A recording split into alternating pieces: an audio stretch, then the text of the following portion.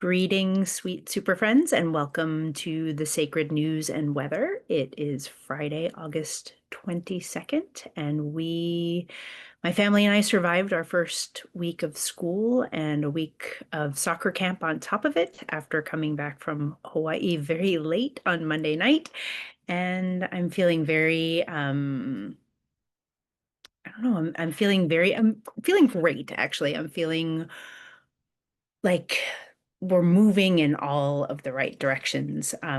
Both my personal work in the world and my family, like everything just feels really good this week. So I'm celebrating that. And I wonder what you're celebrating.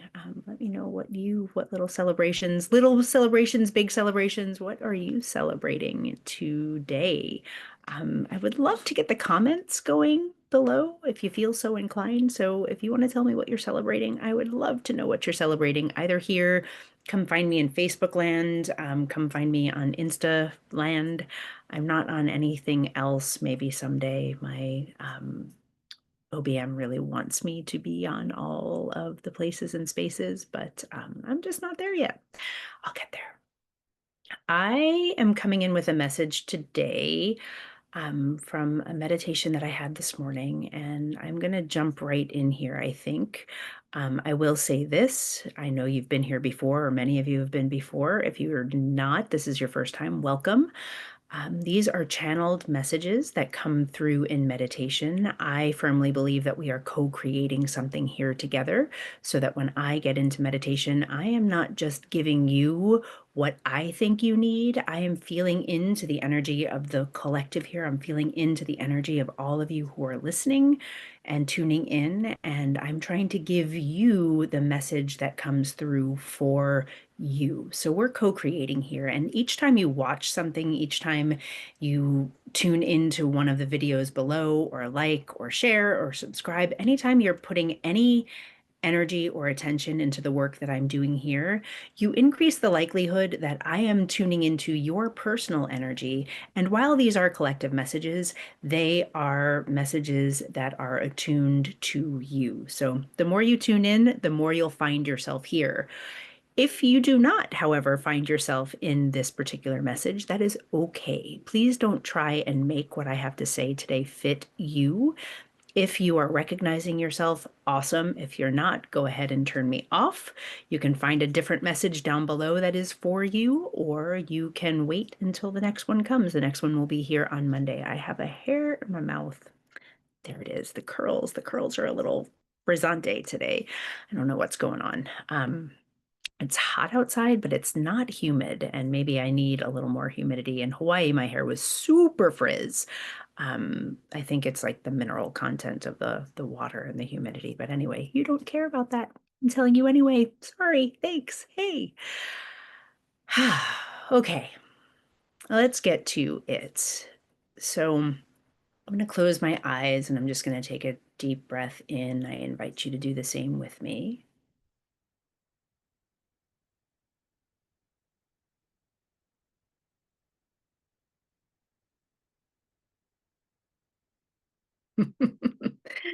The first thing I'm hearing is actually somebody asking me about my necklace, which is funny. This necklace that I'm wearing is designed by a local, her name is Creek Van Houten. Her company is Compass Rose Design. She's an amazing artist and artisan, and these charms are California poppies with pink sapphires and then just the moon.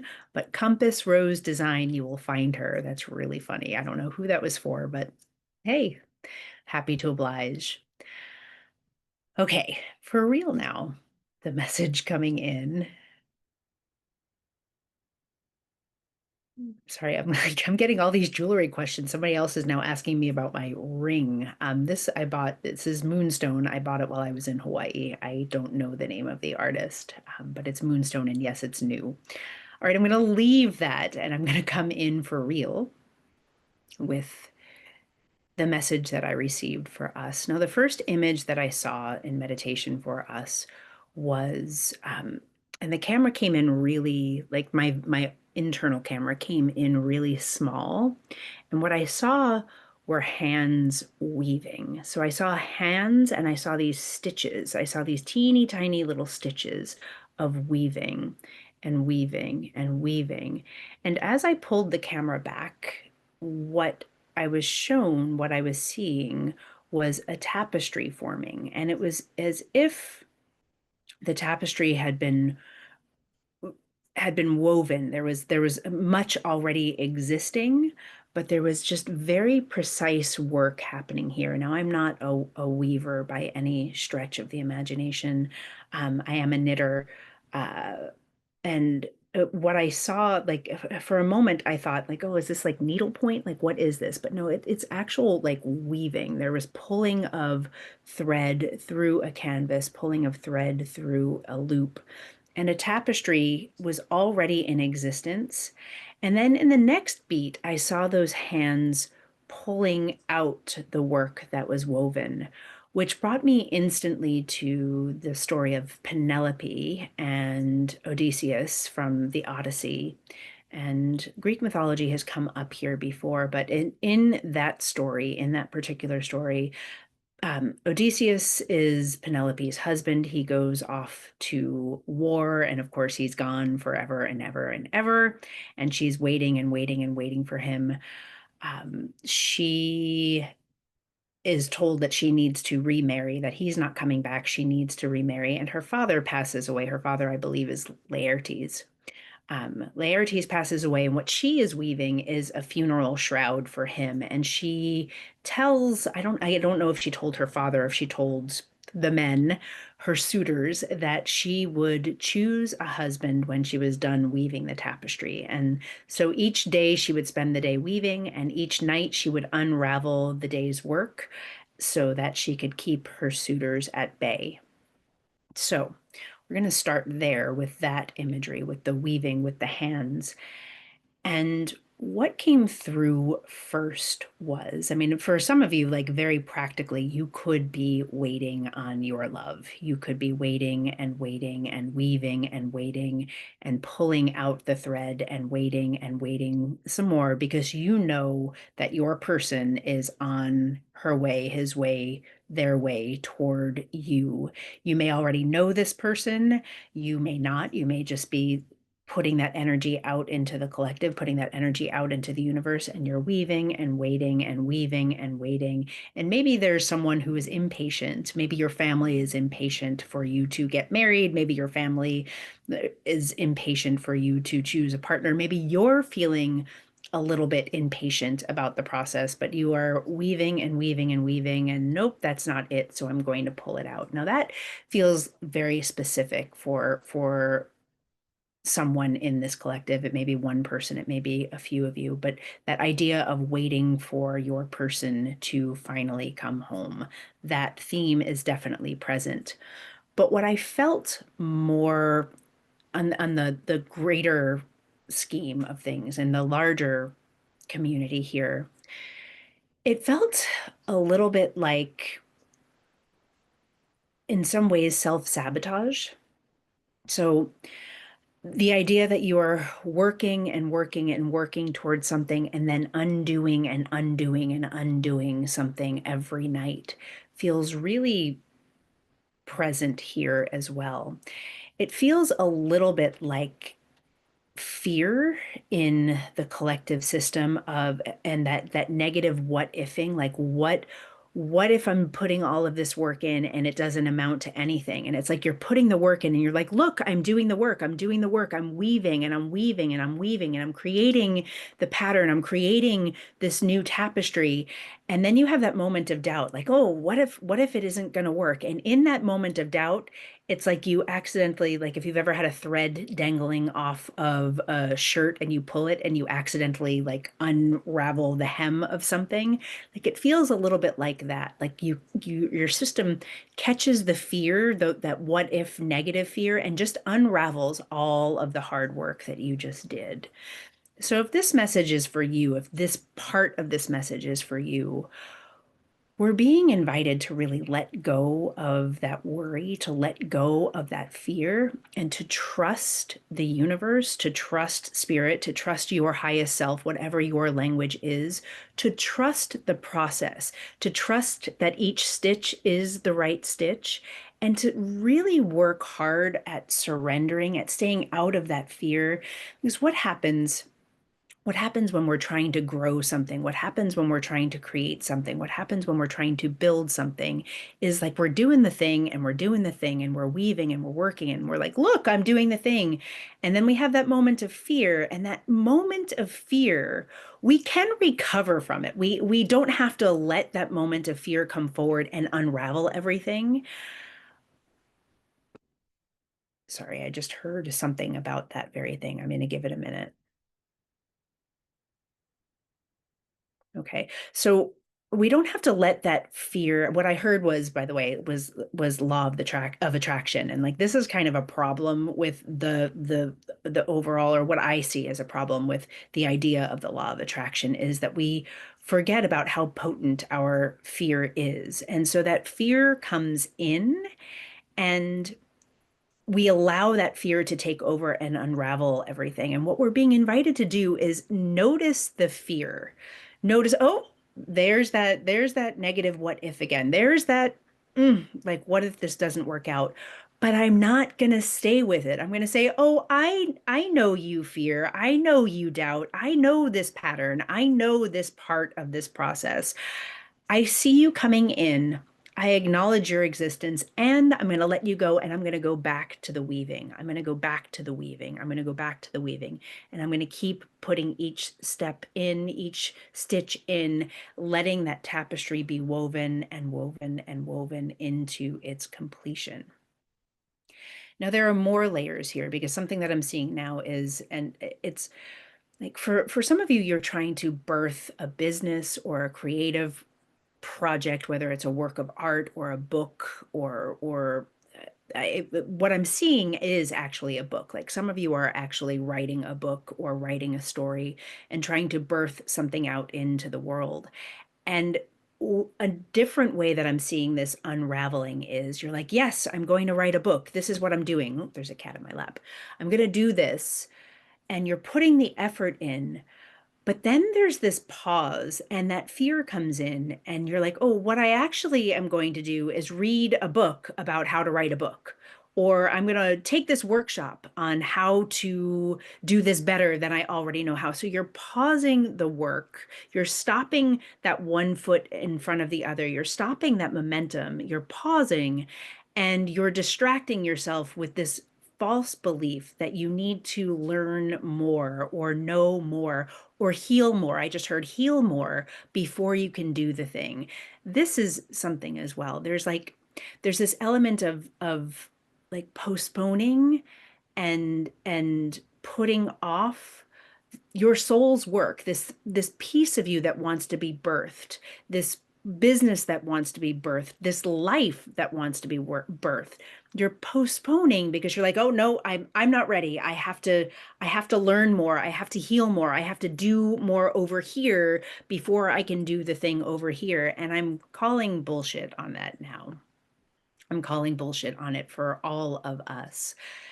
No, what I'm being shown is that we need to continue to weave. We need to actually complete the tapestry. We need to bring it to completion by putting that next stitch in and that next stitch in. And rather than unraveling at night, the unraveling at night is actually delaying the thing that you want. So the unraveling is delaying Odysseus. The unraveling is not, it's not actually holding off your suitors. It's delaying the very thing that you want. Like you think you're keeping what you don't want at bay by unraveling. Like you think you're preventing like the wrong book from being written or the wrong business from being birthed or the wrong relationship, whatever it is, you think that by unraveling, you're protecting yourself, you're protecting your time, you're going to go heal, you're going to learn more, you're going to be more ready for Odysseus to arrive, for your business to be born, for your book to be written, for this work of art to be executed. But what you're actually doing is putting off the very thing that you desire the most. And so we're being invited into really trusting the process of the weaving of the tapestry and the unfolding of the tapestry when that tapestry is completed. And for Penelope, it was her father's funeral shroud. When that shroud is finished, she can lay her father to rest. She can lay this old part of her, this part of her that is no longer relevant to where she's going. That's not to say that her father isn't relevant to where she's going. She can carry Laertes with her in spirit for the rest of her embodied existence. That's not what I'm suggesting, but she can lay this part of her, put it behind her, and welcome in the love of her life who is coming. Odysseus is coming back. She needs to complete the tapestry, and Odysseus can come back. You need to keep going forward and to stop postponing, to stop unraveling, to stop focusing your attention on the very thing you desire to call in and giving your attention to something that is expired, to something that is no longer relevant, to something that is just a distraction from you actually receiving what you want most, from you actually receiving, what is this cat doing? From you actually receiving your soul's desire. What he's doing is pulling off my dress. This is great, great YouTube material here. He can go away. Um, that that video on YouTube where I never intended to undress myself, but my cat did it for me. All right, coming back to where we were, there's another element that wants to come forward. And for some of you, this feels like your spiritual path, your path on your of healing and spiritual growth. And there's an element of patience because a tapestry isn't woven in one day's work. It isn't unraveled in one night's unraveling. There is a little bit of back and forth that happens naturally, but there's an invitation to let each stitch of your spiritual growth, let each stitch of your expansion arrive in that next right step, next right step, next right step, divine timing. There's an element of patience that goes into weaving a tapestry, and that feels very present for us as well here. Having patience with yourself and trusting in the divine timing rather than trying to control the timing of things by unraveling and weaving again, trusting that the weaving forward is actually bringing you forward into the direction that you want to be moving, trusting your process, trusting your growth, trusting the healing, and not like worrying about going back and revisiting and going back and reviewing and making sure. I keep hearing like, be sure, but we're never truly certain. We're never truly sure until we are. It's like we know what we know when we know it, and until we do, it's like future casting, it's projecting, and it doesn't bring what you want closer. It doesn't bring you closer to what you desire, and it doesn't bring what you desire closer to you by trying to control. We're being invited to release control and just continue to weave the next right step and the next right step and the next right step. And to trust that if you make a mistake, if there's a wrong stitch, you can either undo it, or I'm seeing my dear friend Sydney, who is like a knitting savant, and she is someone who's like, she like if she notices a mistake in her knitting, she's like, it's my signature, and you just keep moving on. So you sign your work, you own your mistake, and you keep moving. It's like, oh yeah, that's where that happened. I remember that. And you keep going, or I have no idea. Oh, that must have been that night, or that must have happened when. You just notice it, you let it be, and move on.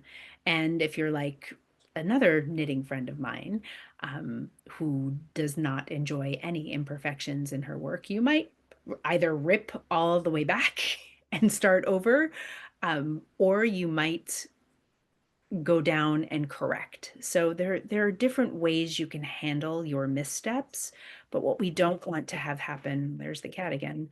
What we don't want to have happen is you are intentionally unraveling things to try to control. That I feel like is the overarching message here today. I'm just going to be quiet for a moment. I don't know why he's so insistent today, but we'll just let him go. He's chilled. I'm trying to see if there are any. I did not draw cards for this reading, and I'm just trying to see if there's anything that wants to come forward for us. What I'm seeing swords. I'm seeing the Ace of Swords, which is clarity, which is a truth, which is a new beginning. It's wisdom that's coming forward. And I'm also seeing the Four of Swords, which is a card of rest, of healing. And so take this how it resonates. There's an element of truth coming forward and you resting in that clarity, you resting in that truth. It feels like we're being invited into patience today. Patience without control. Truth and clarity without trying to manipulate. And I'm just asking if there's anything else that wants to come forward.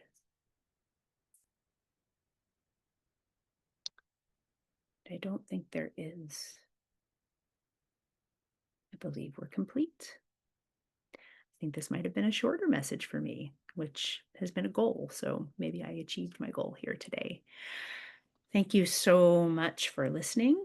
If you have any questions, comments, thoughts, I would love to hear them. Please reach out in any way. Please feel free to post in the comments below, like and share and subscribe if you feel so called and so inclined. And I will see you here on Monday.